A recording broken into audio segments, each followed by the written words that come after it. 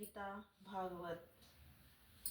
मैत्रेय ऋषि बोले, हे विदुर जी, स्वभाव मन्नु और शत्रुपा ने वन में जाकर 10,000 वर्षों तक भगवान नारायण का ध्यान करके तपस्या की।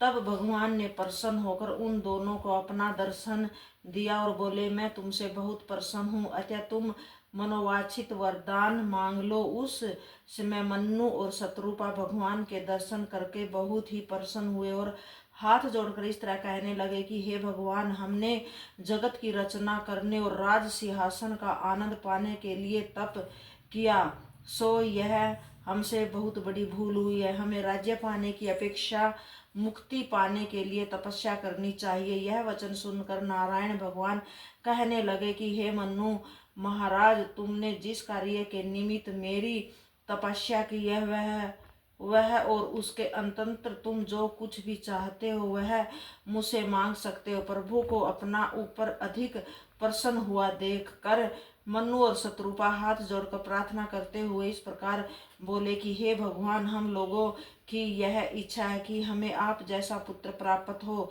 यह वचन सुनकर भगवान बोले, मेरे समान तो इस समस्त विश्व में कोई और भी नहीं हो सकता, इसलिए स्वयं मैं ही तुम्हारे यहाँ पुत्र रूप में अवतार ग्रहण करूंगा। इतनी बात कहकर श्री नारायण भगवान अंतर ध्यान हो गए। तब सभामन्यु और शत्रुपा ने वन से लौटकर पितामह ब्रह्मा जी के पास आकर दंडवत किया और फिर से अपने पिता ब्रह्मा जी के आदेश से समस्त भूमंडल का राज्य करने लगे। तत्पश्चात मन्नु और शत्रुपा के द्वारा उत्तनपात एवं प्रियव्रत नामक 2 पुत्र और आकुति, देवहूति एवं प्रसूति नाम की 3 कन्याओं का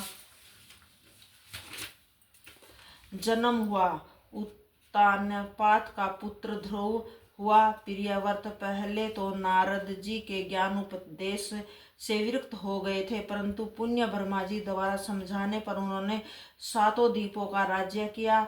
मन्नु ने आकुति का विवाह रुचि नामक ऋषि के साथ किया। हे विदुर जी, ब्रह्मा जी के द्वितीय पुत्र करदम ऋषि ने भी अपने पिता के कथा अनुसार 10,000 वर्ष तक श्री नारायण भगवान का तप किया।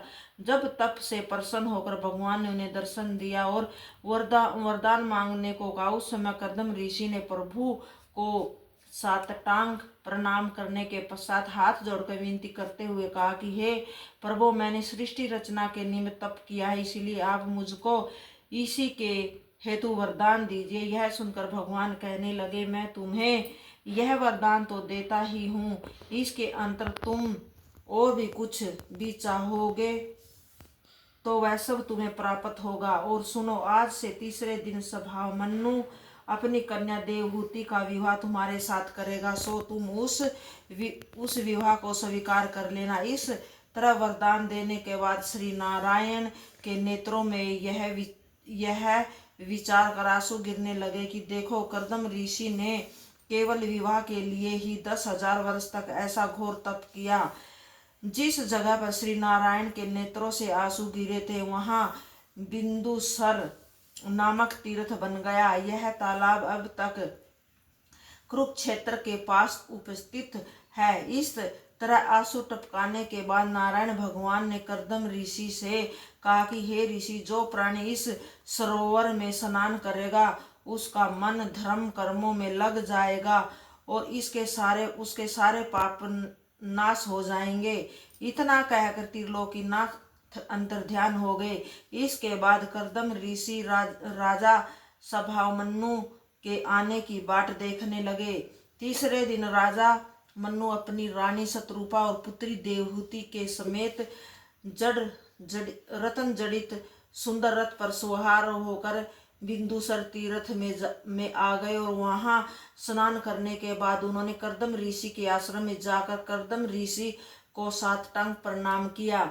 इतना वृत्तांत सुनने के बाद सूत जी बोले, हे शौनकादि ऋषियों, करदम ऋषि के उस अति रमणीक आश्रम को देखकर मन्नु और शत्रुपा बहुत प्रसन्न हुए और उन्होंने अपनी कन्या देवहूति का विवाह करदम ऋषि के साथ कर देने का निश्चय कर लिया। तंत्र वे करदम ऋषि के आगे हाथ जोड़कर कहने लगे, हे महर्षि देव ऋषि नारद, के श्रीमुख से आपके गुणवादों का वर्णन सुनकर मेरी पुत्री देवहूति की अभिलाषा आपसे विवाह करने की हुई है।